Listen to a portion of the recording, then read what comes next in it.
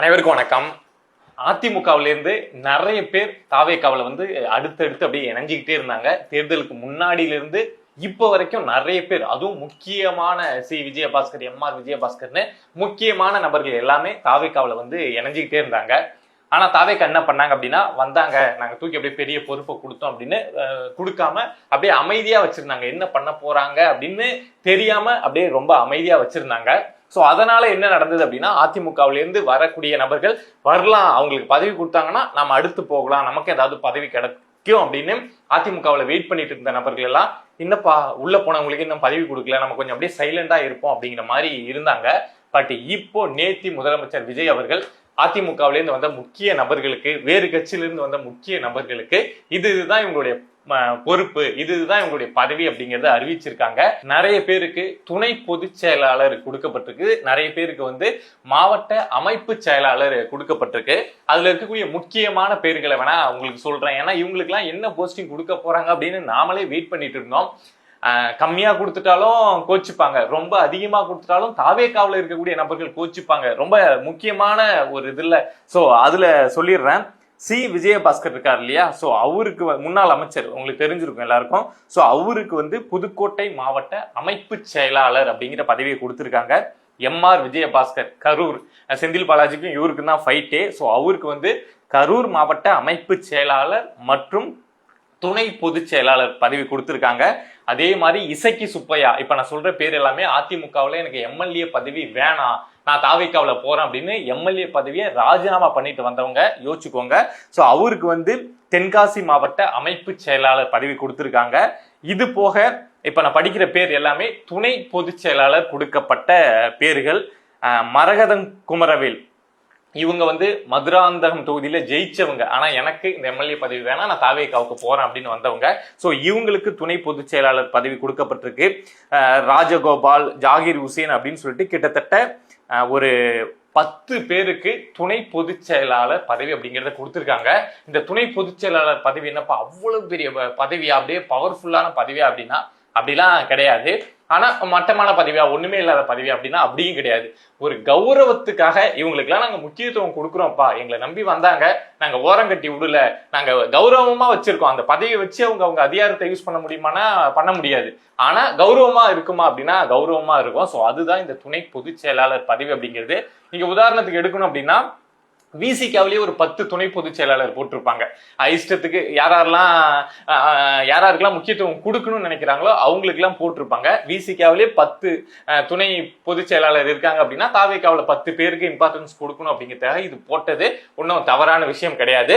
So இப்போ இந்த பதவிகள் எல்லாம் போட்டிருக்காங்கல்ல, இதெல்லாம் அதிமுகவில் இருக்கக்கூடிய நபர்களுக்கு, அதிமுகவிலேருந்து தாவேகாவுக்கு போகலாம் அப்படின்னு நினைச்சிட்டு இருந்த நபர்களுக்கு பிடிச்சிருந்ததுன்னா, சரிப்பா அந்த கட்சிக்கு போனதுக்கு சரியான அங்கீகாரம் கொடுத்துருக்காங்க அப்படின்னு தோணுச்சுன்னா, இன்னும் அதிமுகவில் யோசிச்சுட்டு இருக்க சிவி சண்முகம் டீம் யோசிச்சுட்டு இருக்காங்க, எஸ்பி வேலுமணி டீம் யோசிச்சுட்டு இருக்காங்க, எல்லாம் போயிட்டு இருக்குல்ல. ஸோ அவங்க எல்லாம் என்ன பண்ணுவாங்க அப்படின்னா, அடுத்து இங்க ஒரு ஜம்ப் எடுப்பாங்க. இல்லை அப்படின்னா, இப்ப பதவி கொடுத்துட்டாங்க, ஆனா இடைத்தேர்தலில் சீட்டு கொடுப்பாங்களா, இவங்களெல்லாம் நிக்க வைப்பாங்களா அப்படிங்கிற ஒரு டவுட்டும் அதிமுகவில் இருக்கக்கூடிய தாவேகாவுக்கு தாவலான்னு நினைக்கக்கூடிய நபர்களுக்கு வரும். ஸோ அது வரைக்கும் வெயிட் பண்றது வேணாலும் நடக்கும். பட் என்னை பொறுத்த வரைக்கும் இங்க இருந்து இங்க மாறினவங்களை நான் அசிங்கப்படுத்த மாட்டேன், என்னை நம்பி வந்தவங்களுக்கு ஒரு மரியாதை கொடுப்பேன் அப்படிங்கிற மாதிரி தான் இந்த பதவிகளை பார்க்க முடியுது.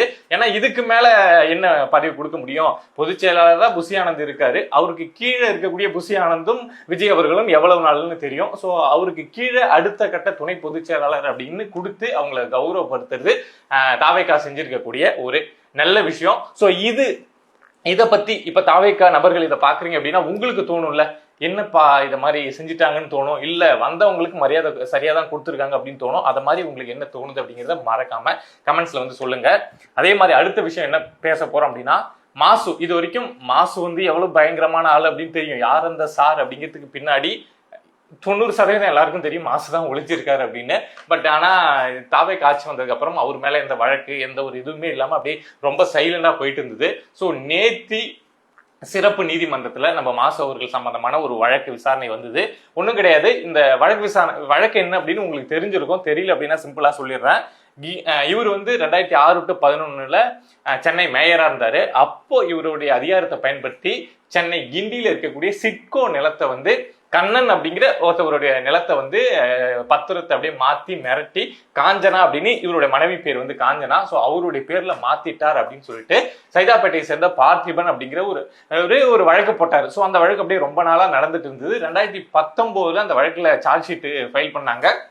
அதுக்கப்புறமா அப்படியே வழக்கு போச்சு. திமுக ஆட்சி வந்ததுனால அந்த வழக்குல பெருசா இம்ப்ரூவ்மெண்ட் ஏதாவது இருந்ததா, டெவலப்மெண்ட் ஏதாவது இருந்ததா அப்படின்னு தெரியல. பட் இந்த கேஸை சிபிசிஐடி விசாரிச்சுட்டே இருந்தாங்க.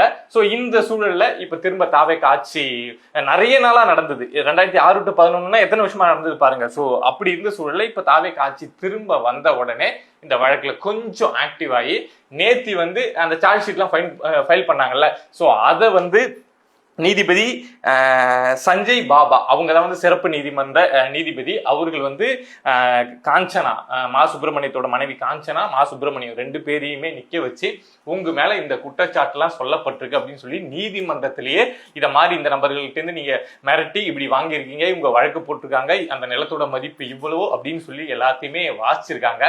வாசிச்சதுக்கு நம்ம அது முடிச்சதுக்கு அப்புறம் நீதிபதி அவங்க ப்ரொசீஜரை முடிச்சதுக்கு அப்புறம் நம்ம மாசு என்ன சொல்லியிருக்காரு அப்படின்னா, அதை மாதிரி நான் ஒண்ணுமே செய்யல, திமுக காரன் எவன் தான் உண்மையை ஒத்துருக்கான், நான் செஞ்சேன்னு எவன் தான் உண்மையை ஒத்துருக்கான், எவனும் ஒத்துட்டது கிடையாது.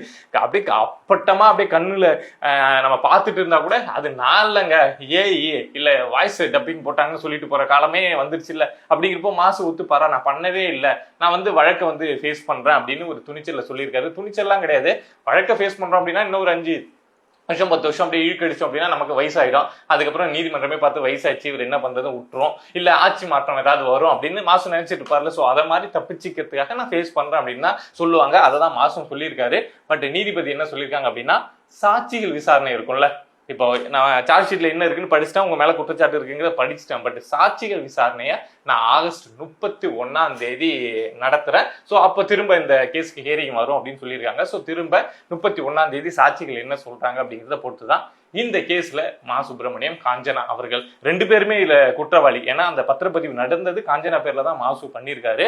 ஸோ 2 பேருக்கும் என்ன இந்த வழக்குல நீதிமன்றம் கொடுக்க போகுது, இல்ல வழக்கம் போல இப்ப ஒரு 15 வருஷமா இழுத்துட்டு இருக்குல்ல, அது இன்னும் 10-15 வருஷம் இழுக்குமா அப்படிங்கிறதெல்லாம் நம்ம வெயிட் பண்ணி தான் பார்க்கணும்.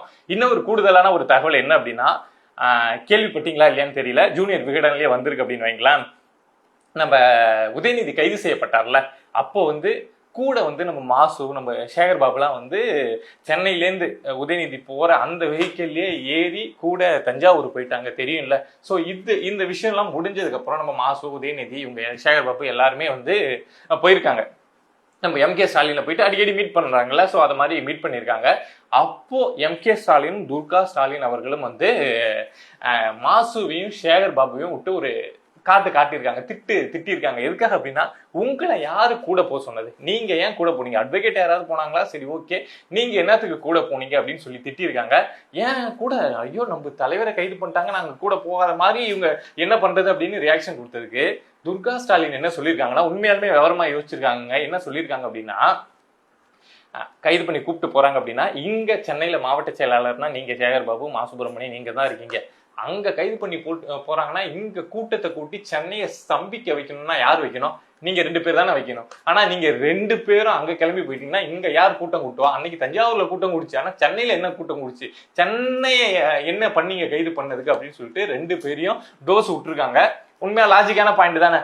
ஆனா நம்ம மாசும் சேகர் பாபு என்ன நினைச்சிருப்பாங்க அப்படின்னா, எனக்கு தோணுது, நாம இங்க இருந்தோம் அப்படின்னா கூட்டம் கூட்டணும், அப்படியே ஏதாவது பெரிய ஆர்ப்பாட்டம் போராட்டம்னு காட்டணும், நம்ம கூப்பிட்டா ஒரு பயம் வரமாட்டான், மற்ற டிஸ்ட்ரிக்ட்லயாவது கொஞ்சம் பேர் வருவான், சென்னையில பார்த்தோம்னா 2 தொகுதி தான் நம்ம ஜெயிச்சது, 1 சேப்பாக்கு, இன்னொன்னு துறைமுகம், மிச்சம் இருக்கக்கூடிய 14 தொகுதி டிவிக்கு ஓட்டு குத்துன்னு குத்தி வச்சிருக்காங்க. ஒருத்தனும் கூப்பிட்டா வரமாட்டான், எல்லாம் டிவிக்கு காரணம் இருக்கான் சென்னையில, நம்ம இங்க இருந்தோம்னா அசிங்கப்பட்டோம் அப்படின்னு திட்டம் போட்டு தான் 2 பேரும், இல்லைன்னா போயிருக்க மாட்டாங்க. அந்த வெயில மொட்டை வெயில ஏன் 2 பேரும் ஏறி நான் தஞ்சாவூர் போறேன்னு போறாங்க. ஜூனியர் விகடன்ல வந்தது படிச்சேன், ஸோ அதை உங்கள்கிட்ட ஷேர் பண்றேன்.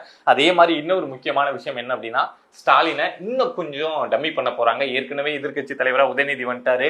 நம்ம முன்னாள் முதலமைச்சர் முத்துவேல் கருணாநிதி ஸ்டாலின் வந்து எம்எல்ஏ கூட இல்லை அப்படிங்கிறப்போ இன்னும் கட்சிக்குள்ள ஒரு டம்மி பண்ண போறாங்களாம்.